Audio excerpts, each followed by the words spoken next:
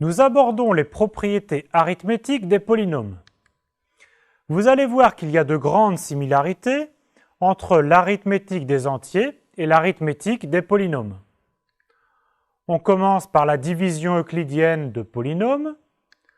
Nous définirons le PGCD de deux polynômes et nous étudierons le théorème de Bézout et ses conséquences.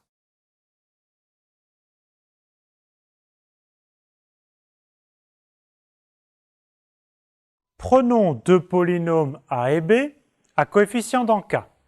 Rappelons que K désigne l'un des corps Q, R ou C. On dit que B divise A s'il existe un polynôme Q de K crochet X tel que A soit égal à B fois Q.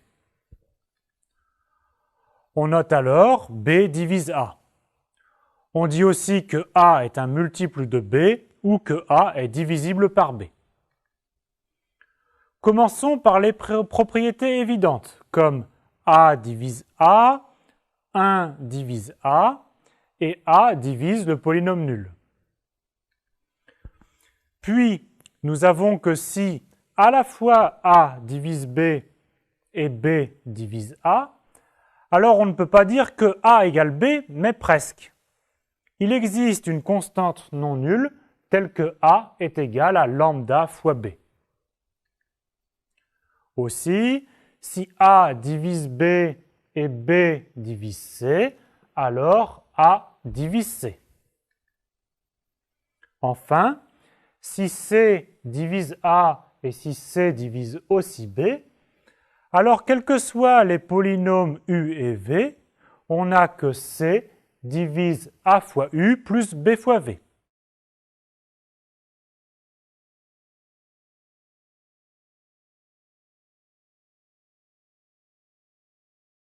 Vous connaissez la division euclidienne de deux entiers. Voici la division euclidienne de deux polynômes. Fixons deux polynômes A et B avec B non nul. Il existe un polynôme Q et il existe un polynôme R tel que A soit égal à B fois Q plus R. En plus, on peut choisir Q et R de sorte que le degré de R soit strictement plus petit que le degré de B.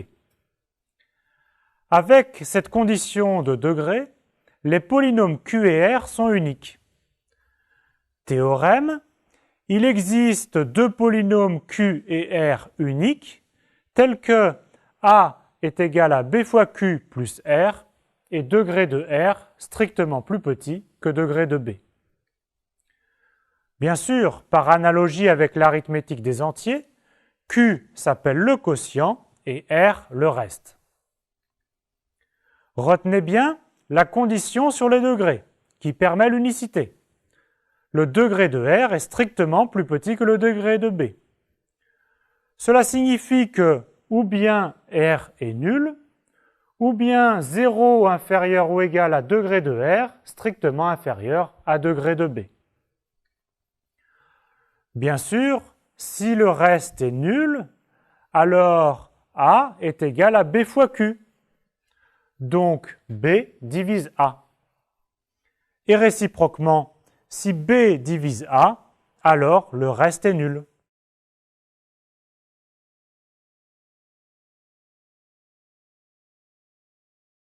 Passons à la pratique de la division euclidienne.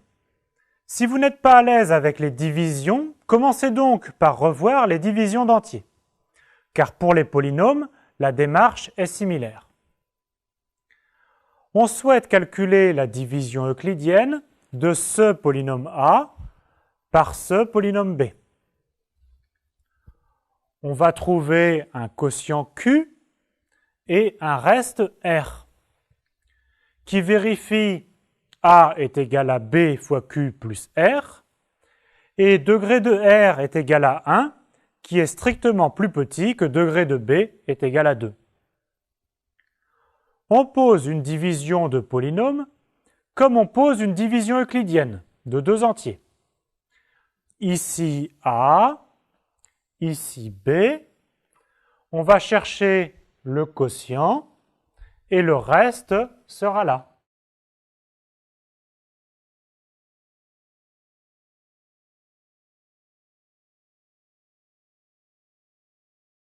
Combien de fois peut-on mettre le polynôme x carré moins x plus 1 dans 2x4 moins x3 moins 2x2 plus 3x moins 1? La réponse est 2x2.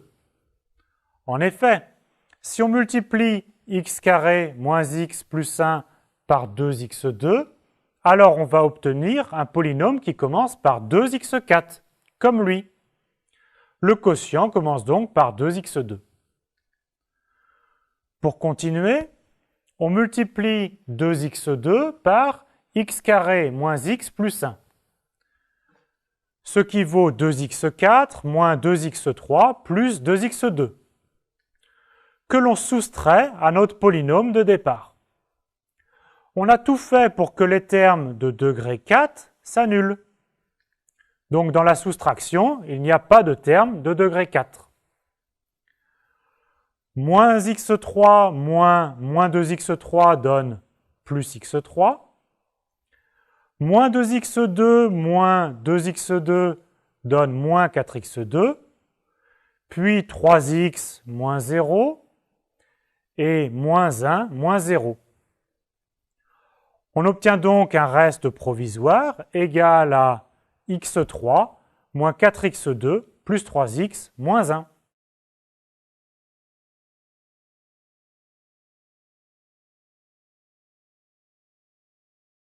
On a donc obtenu un reste provisoire de degré 3, mais le degré 3 n'est pas de degré strictement inférieur au degré du diviseur.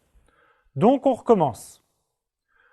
Combien de fois peut-on mettre x carré moins x plus 1 dans x3 moins 4x2 plus 3x moins 1?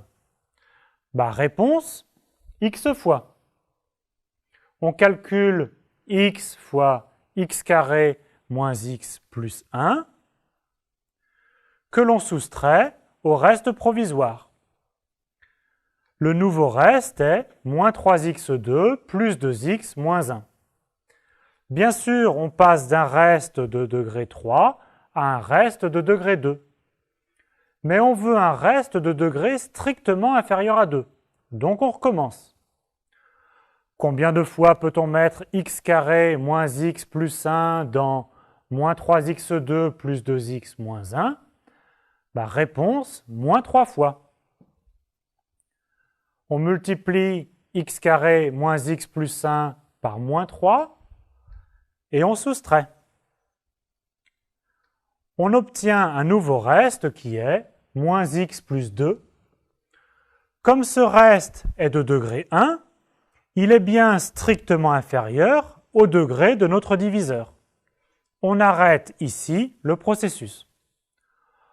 On trouve donc un quotient qui est q qui est égal à 2x2 plus x moins 3 et le reste qui est moins x plus 2.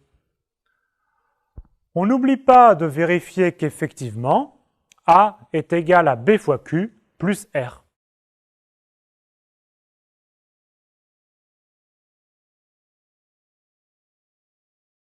Calculons un autre exemple avec x4 moins 3x3 plus x plus 1 divisé par x carré plus 2.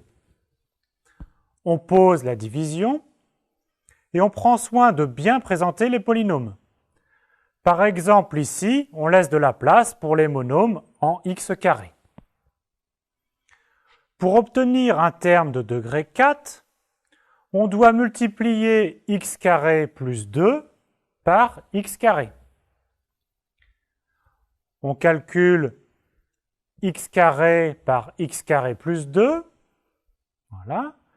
On soustrait pour obtenir ce polynôme de degré 3. On continue. Pour obtenir un polynôme qui commence par moins 3x3, on doit multiplier x carré plus 2 par moins 3x. Donc le quotient commence par x2 moins 3x. On calcule x carré plus 2 par moins 3x.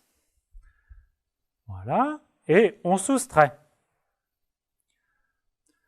Maintenant, on doit multiplier x carré plus 2 par moins 2 pour obtenir un coefficient moins 2x2.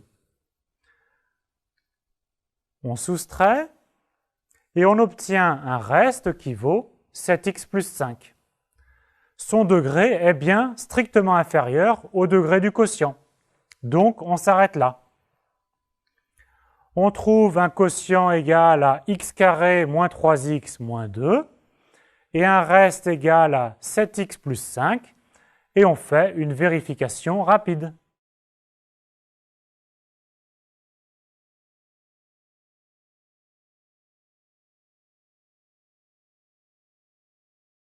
Nous allons définir le PGCD de deux polynômes, soit a et b, deux polynômes non nuls.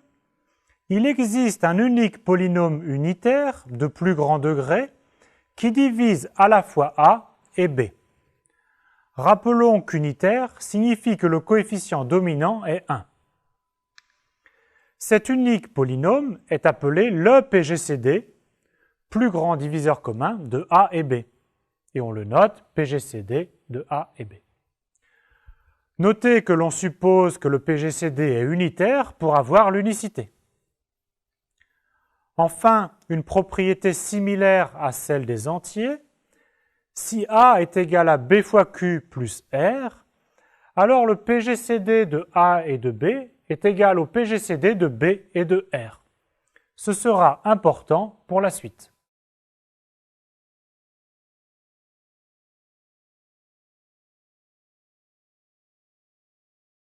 Le calcul des PGCD se fait comme pour les entiers par l'algorithme d'Euclide, c'est-à-dire une succession de divisions euclidiennes. On souhaite calculer le PGCD de deux polynômes A et B. On écrit d'abord la division euclidienne de A par B. On obtient un certain reste R1. Si ce reste n'est pas nul, alors on divise maintenant B par R1. Et on recommence.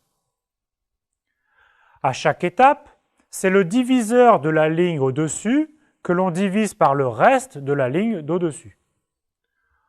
On continue ainsi jusqu'à ce que l'on obtienne un reste nul. Le PGCD est le dernier reste non nul, ici RK. Au besoin, il faut le rendre unitaire en divisant par son coefficient dominant. Nous avons donc effectué une série de divisions euclidiennes et à chaque étape, le degré du reste diminue strictement. Donc nous sommes sûrs qu'au bout d'un certain temps, le reste sera nul.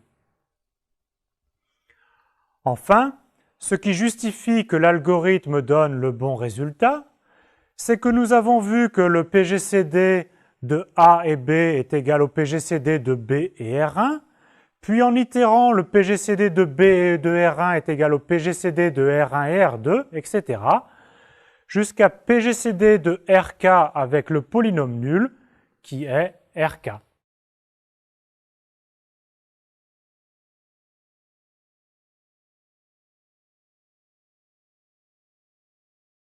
Commençons par un exemple simple avec le calcul du PGCD de x4 moins 1 et x3 moins 1.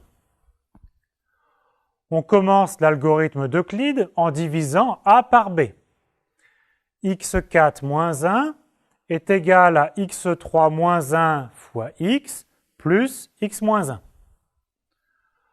On itère le processus avec la division euclidienne de ce polynôme, le diviseur, par celui-là, le reste. Ici, c'est simplement x3 moins 1 est égal à x moins 1 fois x carré plus x plus 1 plus 0. On obtient donc un reste nul. Comme pour les entiers, le PGCD est le dernier reste non nul. Donc, le PGCD de x4 moins 1 et de x3 moins 1 est égal à x moins 1.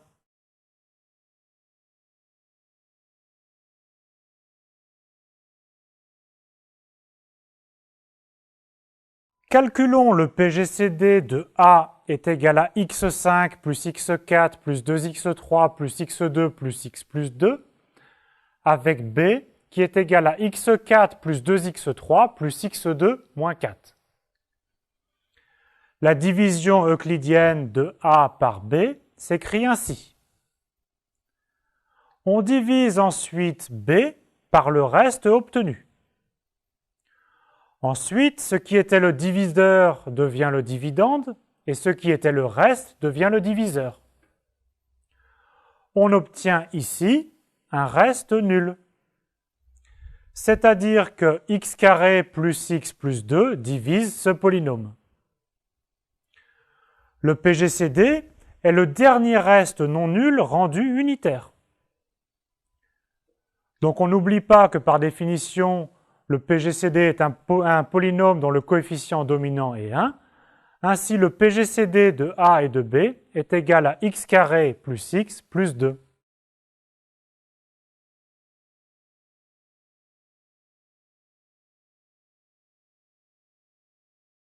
Soit A et B deux polynômes, et soit D leur PGCD.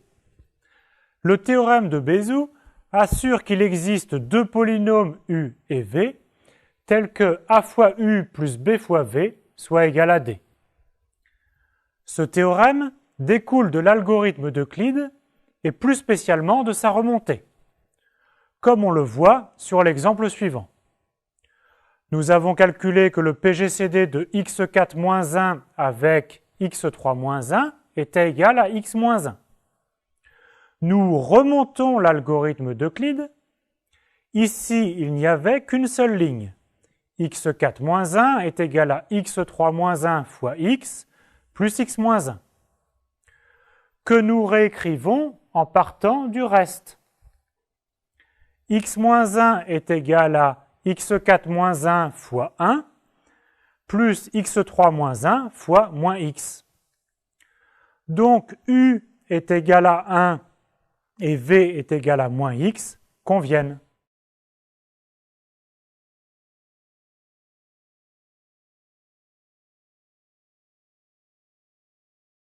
Voyons le théorème de Bézout sur un exemple plus compliqué.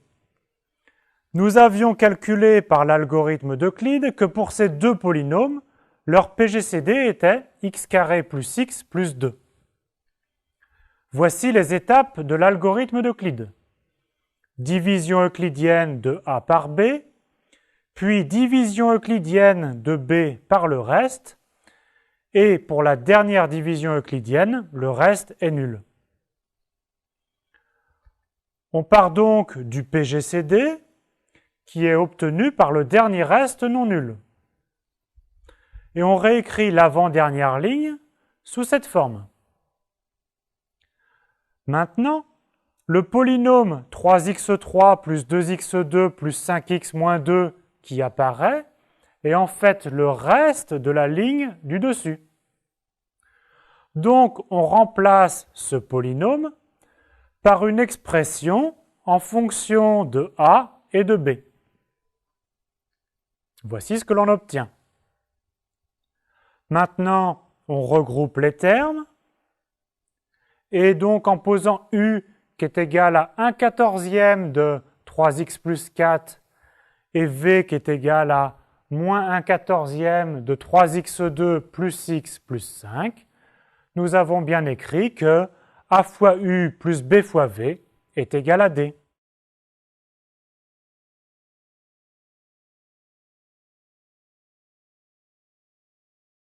Nous dirons que deux polynômes A et B sont premiers entre eux si le PGCD de A et de B est égal à 1.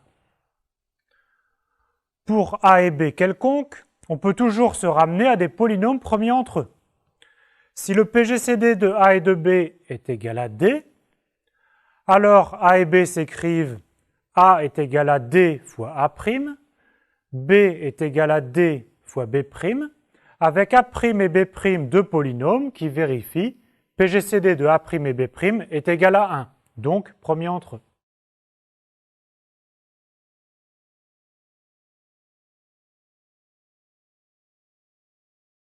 On termine par des corollaires très importants du théorème de Bezout. Le premier corollaire s'appelle aussi le théorème de Bezout. Deux polynômes a et b sont promis entre eux. Si et seulement si, il existe deux polynômes u et v tels que a fois u plus b fois v soit égal à 1. Deuxième conséquence, pour trois polynômes a, b et c. Si c divise a et c divise b, alors c divise le PGCD de a et de b. Enfin, voici le lemme de Gauss. Pour trois polynômes a, b et c, si a divise le produit b fois c et que a et b sont promis entre eux, alors a divise c. Attardez-vous sur ces trois corollaires importants.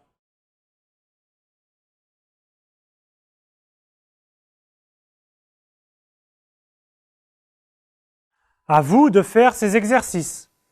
Il y a pas mal de calculs, mais savoir bien poser les divisions euclidiennes, calculer des PGCD et les coefficients de Bezout demande rigueur et persévérance, ce